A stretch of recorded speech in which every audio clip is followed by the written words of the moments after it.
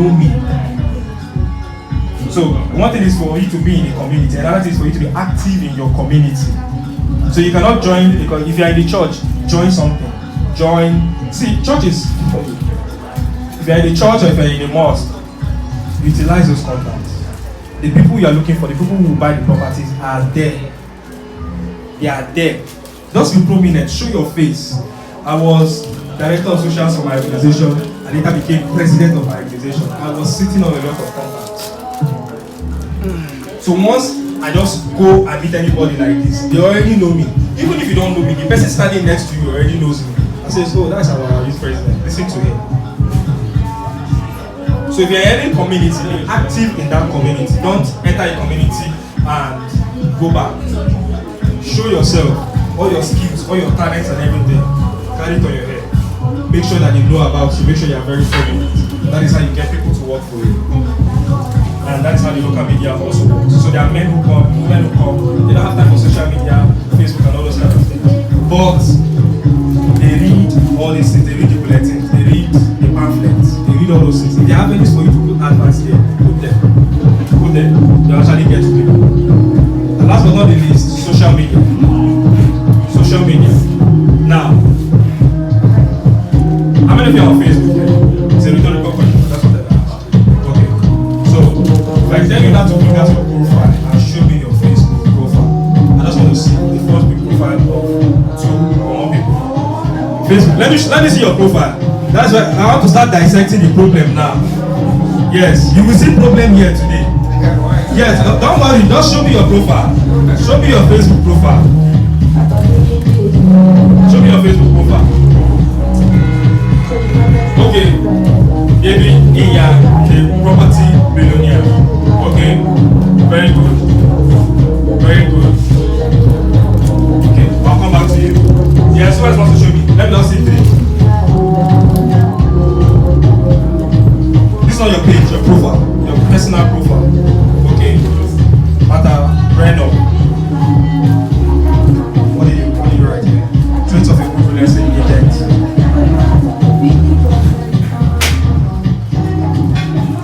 Okay, I'm seeing Mata's code. Who else wants to show me?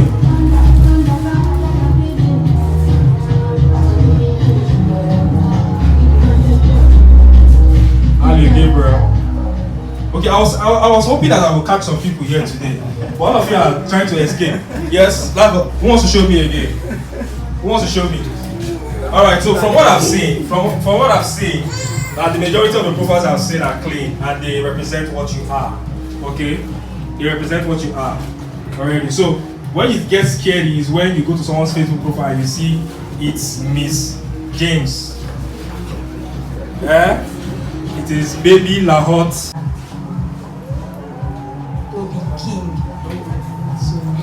So take the stage and then give us a little bit more insight on selling like a machine, like a software. Okay, so make welcome Mr. Toby King. Thank you all. Thank you very much. Can we put our hands together once again for the previous speaker? You did an awesome job. Alright, thank you very much. Alright, so today we're here to learn how we can become what?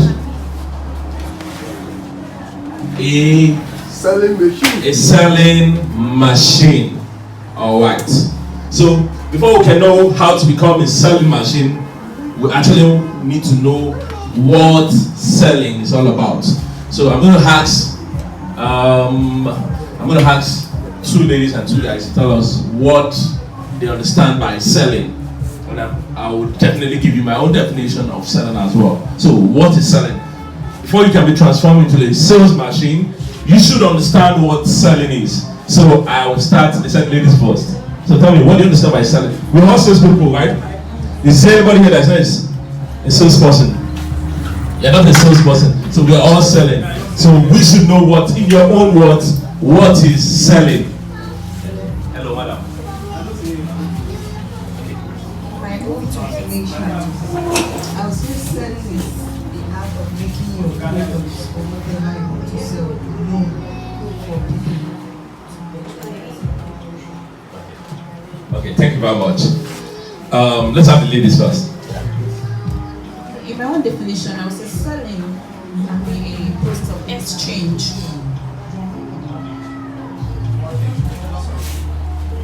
Okay. Sorry, so can you say that again, please? Exchange. Exchange. Okay, great. Good. So the first person making your products and services known, right? The second person exchange. Okay. Thank you very much. Next. Okay. Ability to persuade, convince a prospect to key in into my product. Ability to convince a prospect to key into your products. All right. Thank you very much. And the last male volunteer. Now, guys, the ladies shouldn't win also. What is selling? Your what? Well, selling can be defined as a process whereby I make known of my product to the target audience or people from all fields. Okay. Once again. Selling is a process in which I make my products to be known, Okay. or creating awareness of my products and exchanging it for monetary value, yeah, and for profit. It's like a trade by barter, exchanging what I have for money.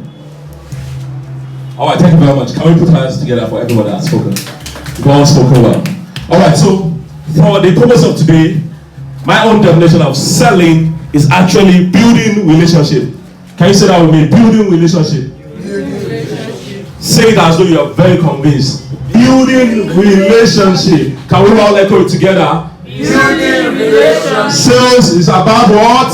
Building relationship. Now, whenever you sell to people, right? Selling is actually a transaction between a person and another person or group of persons, isn't it? Even if you're trying to sell cat food, will you go and meet that cat to sell the cat food? Or you're selling dog food, will you go and meet the dog to sell it to the dog? You sell it to who?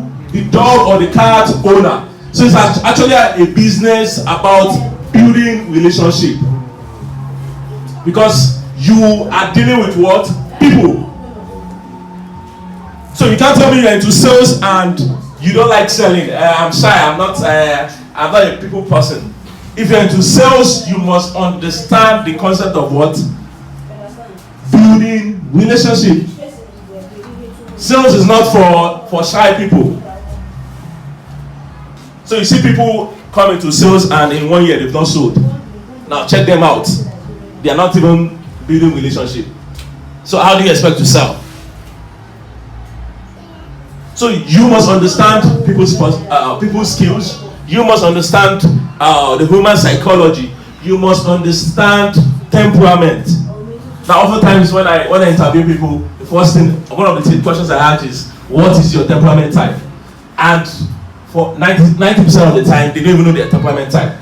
And now I need you to come here and sell for me, and you don't even know your temperament type. How do you even tell your prospective clients temperament type? Do you get that? You must understand yourself first now, before you even understand the person yourself is. That you actually use to get their name, their phone number, their address, their what else people collect? Email. That is all what about lead generation, and it is the game of knowing. You can actually just make them to connect with you, and thereby you can actually convert them. So read, develop yourself, develop capacity, read books. Since sales people that they've not read a book about sales. If you're into sales and you've never taken time to read about sales, I will give you a particular book, How to Sell Like Ikoyi. That book is like 20 books combined by Sabri. Try and settle down with that book. It's a great book. So at least as a salesperson, every month you should read at least a book. By the time we posted about 20 books, and then we'll make it a point of duty to actually post one book, one electronic book on our platform every month about sales. Because if you know better, you act better. For a lot of people who don't sell, when I sit down with them, barely 5 minutes. So, Sabri Subi. I think S-A-B-R-I and S-U-B-Y. If people know better, they will act better. If you meet someone that doesn't sell, ask them about the experience. It's very clear why they're not selling. Some of them would meet the prospect and by themselves they would throw the prospect away because they're not reading. So you should dedicate your time to read as a salesperson. It's actually a profession in developed world. A realtor is not just a street agent. It's somebody that actually went to school. You went to a professional school. You were taught for some period of time. You wrote an exam, not just normal exam, a professional exam, passed and got licensed to practice as a realtor. See, unlike here that anybody just wake up one day I'm a realtor. And before you know it, he start carrying books up and down. Other counterfeit or genuine. And before you know it, people entrust their money at times. They lose their money. So you should learn. As a realtor, you don't know the difference between Essential and Gazette. It's actually a crime. Or somebody is telling you, I want your vote, I don't want governance consent, and you can't educate the person. And you now carry that book. Hello, they say they want in a way it must become governance consent. They don't want to see your vote. When I hear those things, I just say, okay, I'll get back. I just got the color. This one is just starting. And the most painful part is that you see people who have been in the industry for 5 years, for 7 years, 10 years, they're not going. You engage them and they make the same mistake over and over and over again. Why? Because they are not committed to learning. So you come for training. So what is that telling you? For you to excel, there are certain things you need to do. You can't avoid it. So for you to be a top selling realtor, this is about you, the realtor now. This is about, I'm not going to talk about, my colleagues have handled how to generate leads, what to do to generate leads, how to, work on the leads to convert them to buy. Now I'm going to talk. So my dear, in brown, hello, Russ, what's your name? Mr. Gabriel, what do you understand by business ethics? Let's see. The attitude crowd as you're doing your business. It's good. There's rules and regulations you put in place in order to deliver quality service, right? Yeah, that's a round of applause for you. You did well. Business ethics are the code of conduct you carry about while in a business environment. So, bringing it down to real estate is the way you act while you are in a real estate environment. You need to have some sort of ethics that you go with. As a realtor, most of us are independent. We are running our own business now. No one working for anybody. But there are some certain things you have to guide yourself by, which makes you stand out from an ordinary agent. How many of you have heard of agents?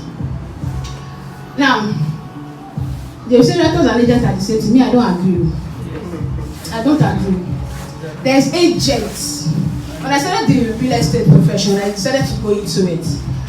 I saw agents, and I swear in my life that I don't want to be like these people. I don't want to. I don't even know what they're doing. Whether they're making money or not, it's not my business, but I don't want to be like them. Now, for you now, I'm going to say, what differentiates from being an agent from a realtor is ethics, codes of conduct. One of the things you have to know as a realtor is you have to be sure of the rules guiding the real estate practice. Don't think it's everybody that knows this. You have to educate yourself. How is it practiced? What is the best way to practice real estate? As a realtor, what am I supposed to know? What are the laws guarding real estate practice? It's not only a lawyer's job.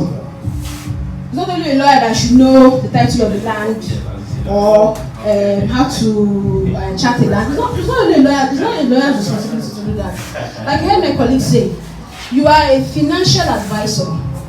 That means you have to also know the rules and regulations regarding the financial decisions they want to make. Now, how many of you here can tell what excision means? Yes, if you can define excision, who can define it? Just raise up your hand. Only my is it the only router here? You don't know. You're routers. You don't know. Wow. You don't know the meaning of excision. Okay, does anybody know what C or O means? Certificate of occupancy. Okay. Okay, what does freehold mean?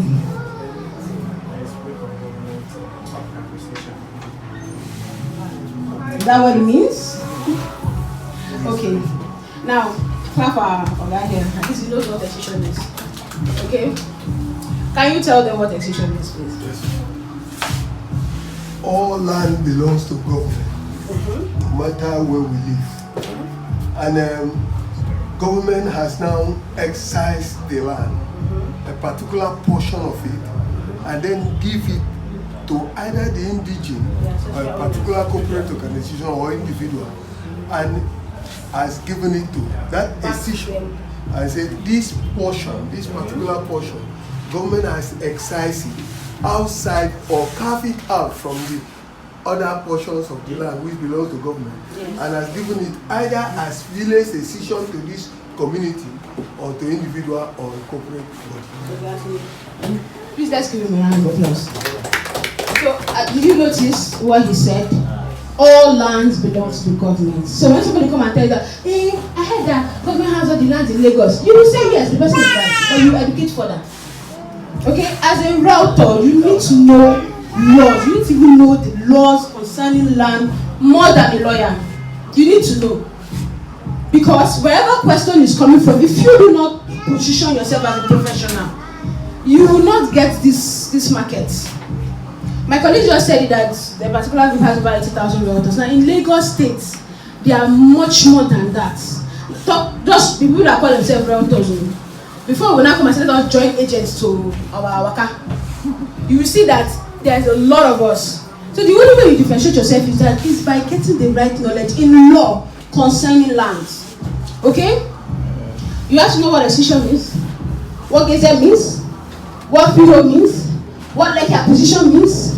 When they say there's court judgment on this land, you need to know all those things. You don't have to, when a client asks you, almost the same thing, but CFO has more power than alaro. But they cannot give you CFO and alaro for the same place. Do you understand? They still the right to occupy for certain number of years as well. So, it applies mostly to Abuja. Another one is that. Sorry.